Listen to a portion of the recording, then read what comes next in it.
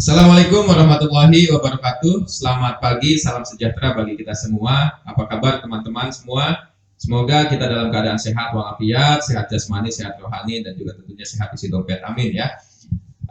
Lama kita tak jumpa, lama kita tidak mengisi ruang udara di angkasa dan di dunia ya. Karena kegiatan yang cukup padat di SMK Angkasa 1 Kalijati. Baik dari sosialisasi, kemudian ada pendidikan atau penguatan kepada Bapak Ibu guru khususnya tentang persiapan sekolah tatap muka dan sebagainya. Dan juga sebetulnya saat ini kita sedang melaksanakan PAS, penilaian akhir semester. Namun di waktu luang kita ingin berbagi dengan teman-teman semua, dengan Bapak Ibu semua, dengan rekan-rekan dimanapun berada, tentang SMK Angkasa 1 Kalijati persiapannya dalam rangka menuju sekolah tatap muka. Saat ini sedang bersama saya narasumber yang luar biasa, pastinya sudah tidak asing lagi. Beliau adalah Wakil Kepala Sekolah bidang Humas saat ini, tapi sebelumnya juga menjabat kurikulum dan sebagainya lah. Sudah pengalamannya luar biasa lah. Beliau seperti yang kita ketahui adalah Ibu Santi Rahmawati. Terima kasih. Gelarnya udah nggak usah disebutkan, sangat panjang sekali. Ya, beliau hari ini saya mau minta banyak informasi khususnya tentang SMK Angkasa 1 Kalijati ya Bu ya. Hari ini kita akan berbagi Bu, artinya supaya masyarakat di luar itu tahu bagaimana persiapan sekolah dalam hal ini menanggapi wacana-wacana di sekolah di luar, khususnya dari Kementerian Pendidikan dan Kebudayaan, tentang persiapan atau memperbolehkan sekolah tatap muka yang rencananya akan dilaksanakan di bulan Januari atau sudah diperbolehkan. Nah, yang saya ingin tanyakan ini sebelumnya mohon izin ini kepada Ibu Santi, ini saya harus mohon izin ya kepada beliau ya. Persiapan SMK Angkasa 1 dalam rangka sekolah tatap muka ini sudah dilakukan sejauh mana? Mangga ya. Terima kasih Bapak Anda yang baik hati. Sama-sama. Luar biasa sekali. Biasa di luar ya pasti. Jadi aduh suatu kehormatan sekali saya di sini diberikan kesempatan untuk berbicara di podcast SMK Angkasa 1 Kalijati yang sudah terkenal seantero jagat raya di bumi. Jadi saya akan menyampaikan tadi menjawab pertanyaan dari Pak Nang bahwa apa sih yang sudah dipersiapkan oleh SMK Angkasa 1 menyambut pembelajaran tatap muka yang insya Allah akan dilaksanakan di bulan Januari tahun 2021. Nah, mungkin persiapan awal yang dilakukan oleh SMK Angkasa 1 Kalijati adalah satu, kami menerapkan atau apa ya namanya mempersiapkan protokol kesehatan seperti misalnya contohnya adalah harus adanya tempat cuci tangan dan sabunnya karena itu sangat penting sekali. Wajib ya. Wajib. Ya. Jadi bukan hanya di sekolah saja tapi tempat-tempat lain mungkin yang pasti akan didatangi oleh orang banyak itu harus menyediakan yang namanya tempat cuci tangan karena itu proses pertama, standar pertama dari suatu tempat. Makanya di sekolah di SMK 1 Kalijati kami sudah menyiapkan tempat cuci tangan plus sabunnya untuk mendukung nanti pembelajaran. Nah, kemudian yang kedua, setelah sarana cuci tangan, kami juga menyiapkan yang namanya masker cadangan yang nanti akan digunakan oleh warga sekolah seperti siswa dan juga guru-gurunya. Oh, jadi menyiapkan masker juga ya? Ya, menyiapkan masker dan maskernya pun di sini maskernya tidak boleh asal pakai masker aja gitu kan. Karena sekarang itu kan kemarin dari pemerintah juga sudah dihimbau untuk tidak menggunakan masker tipis ya seperti contohnya scuba itu ya. Nah, satu lapis kain gitu ya. Betul. Nah, jadi maskernya itu harus merupakan masker yang 2 lapis ataupun 3 lapis dan di dalamnya harus dilapisi juga oleh tisu seperti itu. Supaya safe lah ya. Aman. Ya, betul-betul aman lah. Jadi supaya tidak menimbulkan yang namanya klaster baru di dunia pendidikan. Betul. Berarti secara sarana sekolah kita sudah menyiapkan tempat cuci tangan yang permanen lah ya. Kalau saya lihat sendiri itu kemarin cukup bagus lah begitu masuk gerbang anak langsung cuci tangan kan dan jaraknya juga sudah sangat memadai ya, di tempat cuci tangan tidak bergerombol. Kemudian selain tempat cuci tangan, dengar-dengar ini katanya orang tua yang tidak mengizinkan juga tidak bisa anaknya sekolah tatap muka ini maksudnya gimana? Harus ada izin orang tua atau gimana? Ya, betul. Jadi gini Pandang, kalau berdasarkan aturan ya, aturan pembelajaran tatap muka yang dikeluarkan oleh pemerintah, jadi sekolah kan hanya mengikuti saja lah apa yang sudah ditetapkan aturan tersebut. Jadi salah satu syaratnya untuk membuka pembelajaran tatap muka, salah satunya itu adalah adanya izin dari orang tua. Itu. Nah kemarin selama 2 minggu lah, 2 minggu kemarin dimulai dari tanggal 2 November itu kami mengadakan rapat khusus dengan orang tua yang isinya di dalamnya salah satunya membahas tentang rencana pembelajaran tatap muka ini, dan pokok poinnya adalah tentang persetujuan dari orang tua yang harus dinyatakan dalam bentuk surat pernyataan, karena itu akan nanti menjadi sebuah bukti. Tidak bisa ya sudah saya setuju, nah itu Tidak bisa secara lisan saja tidak bisa ya. Nggak bisa, jadi harus ada bukti kuatnya bahwa memang orang tua memberikan persetujuan. Adapun yang tidak mengizinkan itu tidak jadi masalah, tidak tidak dijadikan masalah lah. Silahkan saja kalau memang khawatirnya gitu, nantinya takut ada orang tua yang merasa berkeberatan, merasa anak saya nanti dalam perjalanan ke sekolah aman nggak, pulang dari sekolah ke rumah aman nggak, atau di lingkungan sekolahnya sendiri menilai aman atau tidaknya gitu kan, orang tua takutnya ada yang seperti itu. Tapi kalau sejauh ini hasil sosialisasi ya kemarin itu secara bertahap kan ya, tidak sekaligus. Ya, betul, bertahap. Itu respon orang tua gimana Bu? Apakah mereka secara mayoritas menyetujui sekolah tatap muka atau ada yang keberatan? Mayoritas sih semuanya menyetujui. Oke, semuanya setuju ya? Ya, setuju. Malah cepet-cepet lah kalau bisa mah. Malah ingin cepet-cepet ya.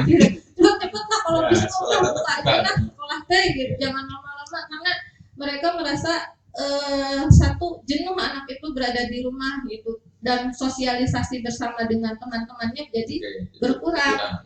Iya. Ya, cuma kan kita juga sebagai lembaga pendidikan tidak bisa hanya orang tua ingin cepat langsung kita buka ya. Ya, betul. Tentunya kita juga punya pedoman khususnya dari kementerian, pemerintah lah maksudnya ya. Karena pandemi ini kan bukan main-main juga, kita khawatir kalau belum ada izin kita juga nanti yang disalahkan. Oke, selain sarana kita sudah siapkan, kemudian bahkan sampai masker pun kita sudah cadangkan untuk anak-anak yang mungkin ya harus ganti atau mungkin kita lihat tidak layak dan sebagainya ya. Sosialisasi ke orang tua, pernyataan atau persetujuan orang tua pun bahkan di atas materai, benar nggak Bu? Betul, di atas materai. Oke, di atas materai ya. Supaya kuat ya. Supaya kuat. Jadi supaya nantinya tidak ada, kalau misalnya terjadi hal-hal yang tidak diinginkan gitu, orang tua tidak bisa menyalahkan kepada pihak sekolah gitu. Karena memang siswa masuk ke sekolah itu atas keikhlasan dari orang tua itu sendiri. Oke. Selain itu kita cukup sampai di situ kah atau harus ada ke dinas untuk sounding atau datang ke dinas minta proposal atau persetujuan atau gimana Bu? Ya, selanjutnya kalau memang satu prasarana tadi ya, prasarana protokol kesehatannya sudah dipenuhi, kemudian ada persetujuan dari orang tua, maka kita harus mendapatkan rekomendasi dari pemerintah daerah terlebih dahulu. Jadi nggak bisa langsung buka saja gitu, bisa ya? Ya, jadi harus dapat rekomendasi dulu dari pemerintah daerah, boleh atau tidaknya kami SMK Angkasa 1 ini membuka sekolah tatap muka gitu, karena yang tahu tentang keadaan wilayahnya itu kan pemerintah daerah sendiri, itu bahaya atau tidaknya. Kalau dimungkinkan katanya zonanya sendiri tidak jadi masalah untuk anak melakukan tatap muka, ya berarti rekomendasi didapatkan, kemudian kita ajukan kepada Dinas Pendidikan Provinsi Jawa Barat. Karena SMK harus ke Dinas Provinsi juga ya. Oke. Jadi berarti tidak mudah ya, artinya tidak mudah itu ada beberapa langkah yang harus kita siapkan, dan itu sungguh-sungguh harus betul-betul realistis bahwa kita itu sudah mampu, sudah siap. Jangan mengada-ngada bahwa kita sudah siap ternyata belum. Kita kan tidak mau mengorbankan anak juga ya. Kemudian ini Bu, yang sulit itu salah satunya selain mereka pakai masker, saya sih sering melihat hampir mayoritas anak-anak pakai masker. Kemudian tempat cuci tangan saya sudah melihat sendiri memang sudah sangat bagus disiapkan oleh Angkasa 1. Kemudian jaga jarak ini, bagaimana dalam rangka untuk mencegah supaya anak itu tidak berkerumun. Karena ini salah satu yang paling sulit dari 3M yang kita sudah banyak mendengar, menggunakan masker, mencuci tangan, dan menjaga jarak. Ini yang agak sulit ini. Bagaimana konsep SMK Angkasa 1 dalam rangka untuk menyesuaikan dengan jaga jarak ini? Kalau untuk jaga jarak nanti ya pada saat pembelajaran tatap mukanya tuh kita di sini gunakan sistem shift. Sip. Ya. Oh, belajarnya nggak sekaligus masuk semua Ya, berarti? enggak, walaupun nanti dikatakan Januari 2021 sekolah mulai tatap muka, anak masuk semua. Jadi tidak semuanya langsung anak itu masuk Tidak sekaligus. serempak langsung Ya, masuk, tidak karena ya? kalau masuk sekaligus nanti susah jaga Ya. jaraknya gimana caranya gitu kontrolnya kan. susah juga. Kontrol anaknya. Makanya nanti kita gunakan sistem shift itu satu. Kemudian yang kedua di dalam kelasnya ini kita atur jaga jaraknya adalah yang tadinya di dalam kelas misalnya berisi 36 siswa atau 32 siswa, maka pada saat pembelakuan pembelajaran tatap muka itu maksimal dalam satu kelas hanya 18 orang. Oh, satu kelas itu hanya Ya. setengahnya berarti Ya, maksimal itu. Kemudian jarak tempat duduk siswa juga yang biasanya kalau dalam kondisi normal kan anak mah senangnya ada dempetan ya gitu kan. Satu kursi duaan, satu meja duaan ya. Satu meja duaan, satu meja duaan. Gimana? Jadi nanti kalau pada saat masuk ada jarak ya? Ada jaraknya. Jadi jaraknya sekitar 1,5 meter. Oke, jadi aman lah ya. Berarti kalau di dalam kelas pun mereka sudah wajib, kita sudah setting lokasi ya, artinya setting keadaan ruang kelas itu hanya boleh ditempati oleh setengahnya dari kapasitas normal ya. Dan jaraknya pun sudah disetting untuk selalu mematuhi protokol kesehatan itu. Oke, jadi SMK Angkasa 1 sudah siap lah ya, sudah siap untuk mengikuti sekolah tatap muka. Nah, ada selentingan-selentingan atau kabar-kabar. Ini saya minta pendapat sedikit nih tentang PJJ ya, bahwasannya katanya PJJ itu belajarnya tidak efektif. Itu betul atau tidak sih? Ini mungkin nanti sebagai motivasi untuk dilaksanakannya sekolah tatap muka, mungkin bisa dikatakan seperti itu. Itu gimana? Kalau masalah PJJ-nya tidak efektif ya, kalau dari menurut saya sih memang ada tidak efektifnya. Segi tidak efektifnya adalah ketika pembelajaran antara siswa dengan gurunya. Karena kalau secara daring lah ya, secara daring, walaupun kita menggunakan sistemnya seperti menggunakan Zoom, kemudian Google Meet seperti itu ya. Nah, pasti anak itu ada yang tidak bisa menangkap materi secara langsung lah gitu ya. Tapi kan beda maksudnya kalau misalnya dengan tatap muka. Kalau tatap muka ketika anak ada hal-hal yang tidak dipahami tentang materi tersebut, dia akan langsung komunikasi dengan gurunya dan gurunya bisa menyampaikan materi tersebut secara lebih dalam dengan anaknya. Tapi kalau secara daring gitu kan, ketika anaknya ada hal-hal yang tidak dipahami gitu, kemudian komunikasi dengan gurunya pasti akan terbatas, tidak seperti tatap muka lama lah waktunya, bisa diskusi secara lama. Tapi kalau daring bisa saja waktunya akan terbatas gitu. Karena ada guru juga nggak mungkin tiap hari ya mantengin HP kan, mungkin masih ada pekerjaan lain yang harus dilakukan oleh si guru tersebut gitu. Betul, nah, guru juga punya keluarga gitu ya. Jadi PJJ ini bukan antara efektif atau tidak efektif lah ya, tapi kan karena ini sudah menjadi alternatif terakhir di musim pandemi ya. Jadi mau tidak mau kita harus gunakan itu, walaupun dengan segala kekurangan dan kelebihannya. Yang paling penting kan mungkin ya Bu ya, saya juga sebagai guru nih. Yang paling penting kan kesadaran kita bersama lah ya, kesadaran kita bersama bahwa ini memang sedang musim pandemi. Alhamdulillah ya, ada rencana untuk pelaksanaan tatap muka. Pesan ibu atau sebagai mewakili pihak sekolah, seandainya sekolah tatap muka itu terjadi dilaksanakan, supaya tidak menjadi klaster baru, kira-kira apa pesan ibu untuk orang tua khususnya, peserta didik dan juga kita semua sebagai insan pendidikan? Mungkin pesan saya pertama kepada siswanya, ketika nanti sudah diberlakukan pembelajaran tatap muka, selalu menerapkan protokol kesehatan dimanapun dan kapanpun. Jadi bukan hanya diterapkan di dalam sekolah saja, kemudian di luar sekolah ya sudah gitu kan, karena tidak ada yang mengawasi. Tapi dimanapun dan kapanpun dia berada, dari sekolah mau pulang ke rumah, ketika dia harus mampir ke sana ke sini dulu, itu harus tetap selalu dijaga, mulai dari selalu menggunakan maskernya, kemudian mencuci tangan atau tidak menggunakan hand sanitizer lah seperti itu.